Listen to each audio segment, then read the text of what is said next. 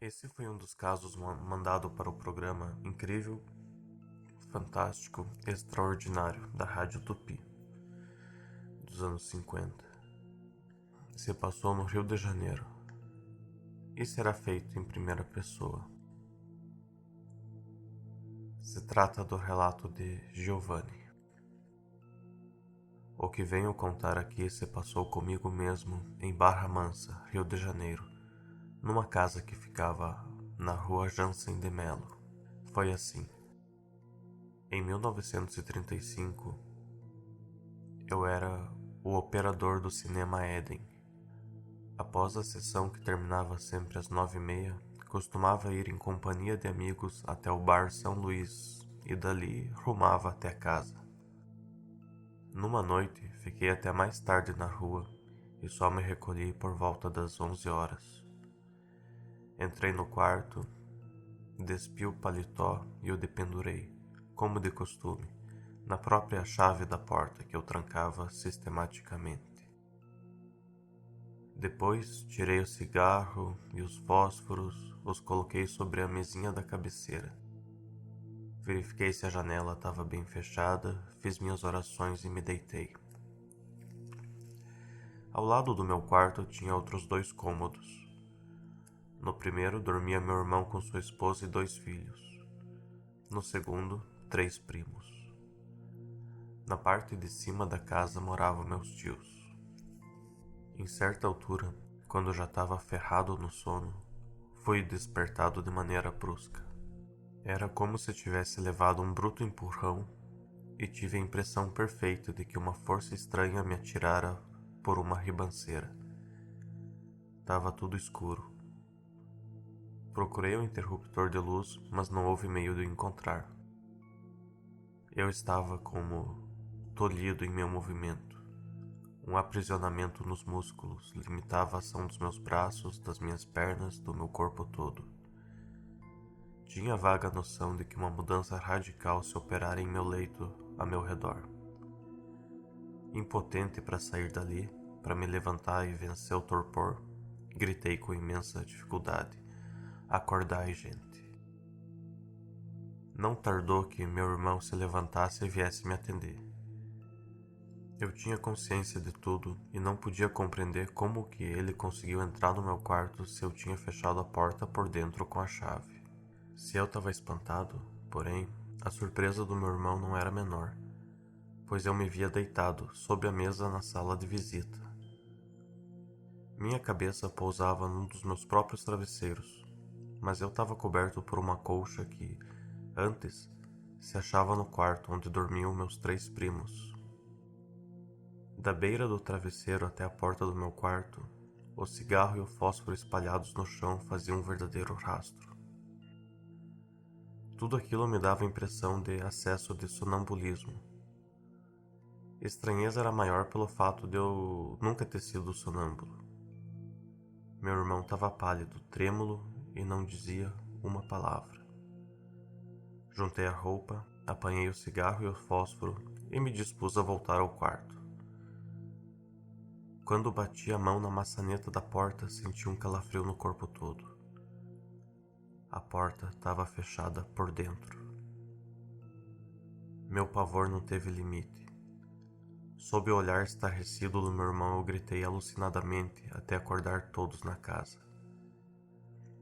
Até os vizinhos acudiram ante tamanho alarde, e em pouco a sala estava superlotada. "Tem gente dentro do meu quarto", eu gritava aflito.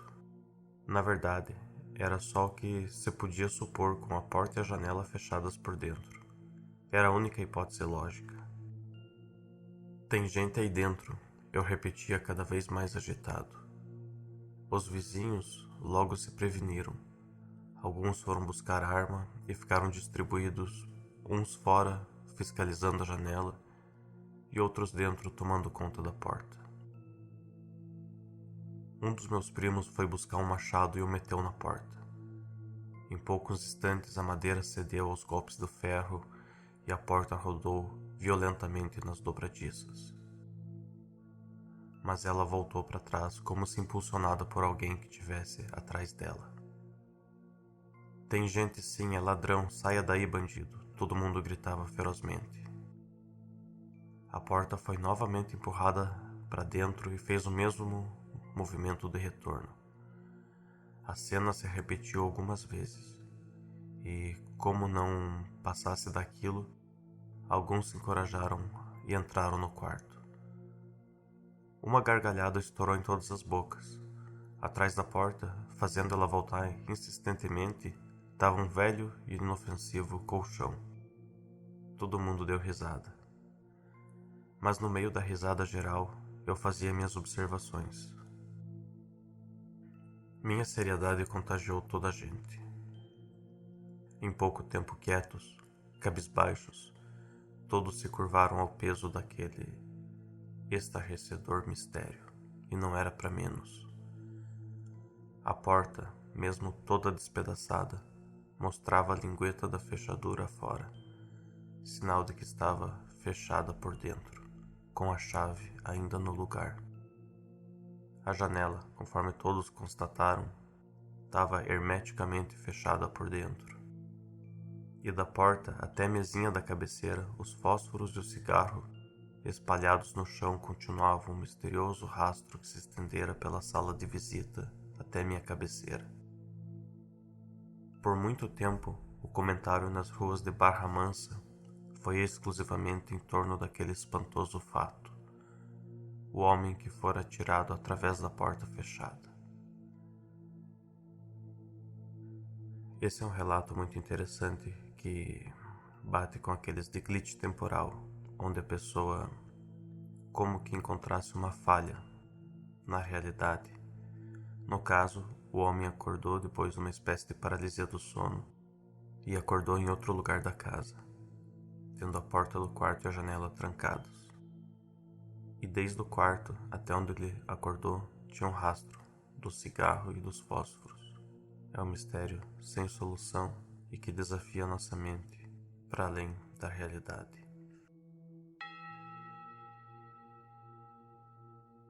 Isso aconteceu com uma amiga minha. Ela foi visitar o túmulo da sua mãe no cemitério. Conforme ela estava saindo, ela percebeu um funeral acontecendo ali. Então ela viu um pequeno garoto com cerca de 12 anos sentado sozinho em um banco de pedra a pouca distância observando o funeral. Então ela decidiu se juntar a ele. Ela descreveu o garoto como um menino novo muito normal e feliz, vestido num terninho azul de marinheiro. O garoto então começou a apontar para as pessoas do funeral e dizer coisas como: "Essa é minha mãe. Ah, ali está o meu tio Ned." Minha amiga assumiu que ele só estava no funeral de algum membro da família e lhe foi dito para sentar no banco porque poderia ser uma ocasião muito pesada para um menino novo assim. Então o garoto levantou e disse: "Eu tenho que ir agora. Minha mãe precisa de mim. Tchau." E seguiu para o funeral. Com os olhos lacrimejando um pouco, ela viu ele andando pela grama da pequena colina quando o perdeu de vista. Quando ela estava saindo, acabou encontrando o agente funerário que cuidou do funeral da sua mãe. Depois de conversarem um pouco, a família do menino estava indo embora. Ela disse que triste para o agente funerário. E ele respondeu: "Muito triste. Eles perderam uma criança para o câncer." Foi aí que ela percebeu que não tinha crianças no grupo, só adultos. Então perguntou pro homem: "Ele era um menininho?" E ele respondeu: "Sim, ele tinha só 12 anos." Ela continuou vendo as pessoas da família indo embora para ver se ela conseguia achar o garoto que ela tinha acabado de conversar, mas novamente não viu criança alguma. Ela ficou convencida de que aquele pequeno rapaz educado e feliz com quem ela conversou era o fantasma do menino de 12 anos que estava sendo enterrado. Mas o que mais a marcou foi o olhar preocupado do menininho quando ele disse: "Eu tenho que ir agora. Minha mãe precisa de mim."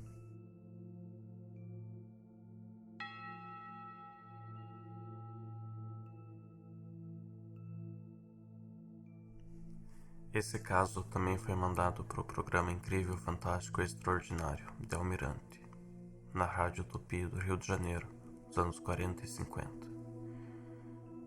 Em certa noite de setembro de 1935, Fernando Tolentino foi despertado por um barulho vindo da cozinha, como se alguém estivesse lavando panela. Depois, ouviu o rumor inconfundível de alguém soprando fogo e logo a seguir um forte cheiro de queijo assado encheu toda a casa. Fernando Tolentino tinha alugado recentemente aquela fazenda. Pensou logo que fossem seus 2 vaqueiros, Miguel e Ariel, que se levantavam sempre muito cedo. Raciocinou, porém, que não podia ser algum dos 2, pois eles dormiam em dependência separada da casa da fazenda e esta se achava inteiramente trancada por dentro. Por desencargo de consciência, chamou eles, Ariel, Miguel. Não obtendo resposta, e como o barulho continuou, acordou sua mulher e ambos foram até a cozinha verificar o que havia. Assim que chegaram, o ruído cessou, dando lugar a uma ventania tão forte que ambos mal podiam respirar. Percebendo se tratar de algum fenômeno sobrenatural, voltaram ao quarto e nada mais aconteceu no resto daquela noite. No dia seguinte, e por muito tempo ainda, a barulheira se repetiu, sempre de maneira igual, mas nunca mais os 2 foram até a cozinha, deixando de observar se a ventania continuava. Numa noite, entretanto, os ruídos mudaram completamente de feição. Ao lado do quarto do casal, havia outro muito grande onde o antigo morador, proprietário da fazenda, deixara inúmeros objetos seus guardados. Dali partia um som inexplicável, semelhante ao que produziria um animal roendo vorazmente alguma coisa. Durante a noite inteira, o insuportável som se fez ouvir, parecendo apenas variar de local, ora mais próximo, ora mais afastado, e só cessou no raiar do dia. Fernando Tolentino se dirigiu ao quarto vizinho, interessado em descobrir a causa do insólito rumor. O que viu o encheu de pavor. As 4 paredes do quarto estavam totalmente destruídas, só restando delas o engradado de madeira que sustentava o reboco.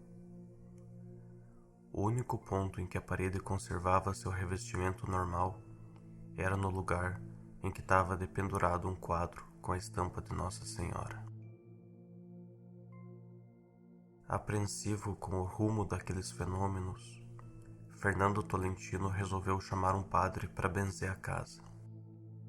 Ao anoitecer daquele mesmo dia, ali chegavam o padre Davino Moraes, vigário da paróquia, e seu sacristão, Geraldo Romão, que me narrou os acontecimentos aqui descritos. Logo que o sacerdote principiou a benzer os cômodos, várias vozes se fizeram ouvir do lado de fora, como que vindas de diversas direções ao redor da casa. A princípio, eram sons imperceptíveis, mas depois se faziam entender claramente, repetindo sempre a mesma frase: foi terra mal adquirida, foi terra mal adquirida.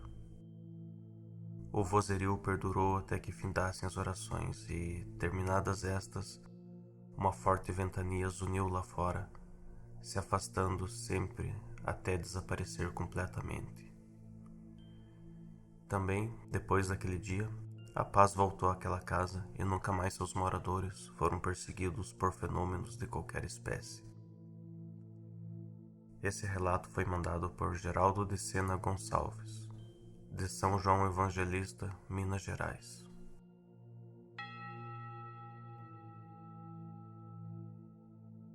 Agora, para encerrar esses relatos, vindo também do programa Incrível, Fantástico e Extraordinário, o relato de J. Almeida Santos, de Madalena, Rio de Janeiro.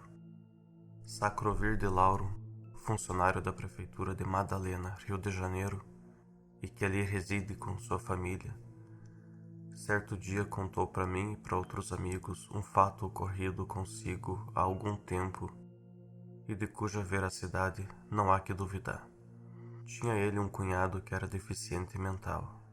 Seu apelido era Leléu, e se tornara muito querido por todos em razão de ser muito dócil e inofensivo. Em certa noite muito chuvosa, pelas 9 horas, bateram à porta, e o próprio Lauro foi abrir. Era um colono da fazenda de Vargem Grande, a uns 4 quilômetros da cidade. O homem trazia um recado do proprietário da fazenda, seu amigo Acendino. Seu Acendino mandou dizer que Leléu chegou lá todo molhado, mas quando o convidaram para pernoitar na fazenda ele se recusou. Quis vir embora a toda força, mas não queria companhia, preferindo vir sozinho. Sacrovir de Lauro se dispôs imediatamente a ir até Vargem Grande, embora isso representasse um transtorno. Mas temia que o cunhado, regressando sozinho, se perdesse em noite tão chuvosa e escura. Acompanhado pelo colono, seguiu para Vargem Grande, decorrendo a viagem de ida sem nenhum incidente. Para voltar, como não havia levado lanterna, lhe arranjaram um archote feito de trapo velho, embebido em querosena e introduzido num gomo de bambu. Foi ainda Acendino quem cedeu a caixa de fósforo pro amigo, tendo a mesma uns 10 palitos. Dessa forma, Sacrovir de Lauro partiu trazendo em sua companhia Leléu. Mal tinham caminhado uns 500 metros, foram fustigados por um ventinho frio que espalhava a chuva e impedia que o archote permanecesse aceso por muito tempo. Dali a pouco, não restava mais fósforo e a caminhada se tornou um suplício, pois era feita em plena escuridão, sem que pudessem saber onde pisavam. Sacrovir não tardou a perceber que haviam se perdido no caminho. Abandonara a estrada que marginava um ribeirão que com a chuva devia estar quase transbordando, o que representava um certo perigo. Sem saber para que lado enveredar, Sacrovir de Lauro parou e segurou o cunhado pelo braço enquanto manifestava sua aflição em voz alta. Como se fosse possível para o pobre Leléu alcançar o motivo do seu nervosismo. Ele disse: "Minha Nossa Senhora, a gente perdido aqui sem saber onde que tá, o fósforo acabou.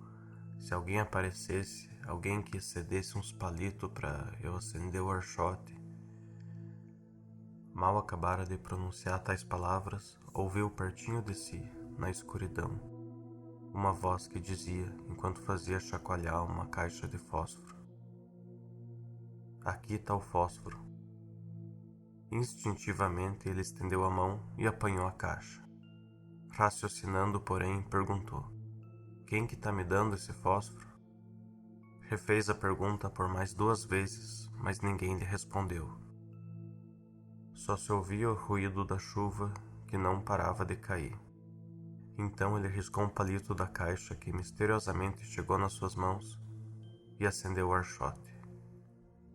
Mas quando levantou o archote, clareando ao redor, viu na sua frente algo que o deixou estarrecido. Mais um passo e ambos teriam caído no riacho que ali corria silenciosamente, apesar da velocidade da água naquela noite. Foram inúteis os esforços e toda a investigação para descobrir quem era aquele indivíduo que, naquele ponto afastado da estrada, forneceu a Sacrovir de Lauro e a Leléu a caixa de fósforo que salvou eles da morte certa. Então esses são alguns relatos, na verdade um que vem de fora do país e outros que são aqui mesmo do Brasil e bem antigos, que são relatos num formato mais clássico de interação com entidades e fenômenos paranormais. Muitas vezes fenômenos que têm a ver com pessoas que partiram já, deixaram algo não resolvido para trás, os ditos fantasmas, ou mesmo interferência de seres desconhecidos, como nesse último relato onde o ser ofereceu o fósforo que salvou a vida dos 2 homens que estavam na mata escura naquela noite. Esse é o tipo de história que a gente costuma ouvir de familiares e que passam de geração para geração e que fazem parte da nossa cultura nacional e trazem um pouco mais de familiaridade para esse mundo sobrenatural. Espero que tenham gostado. Boa noite.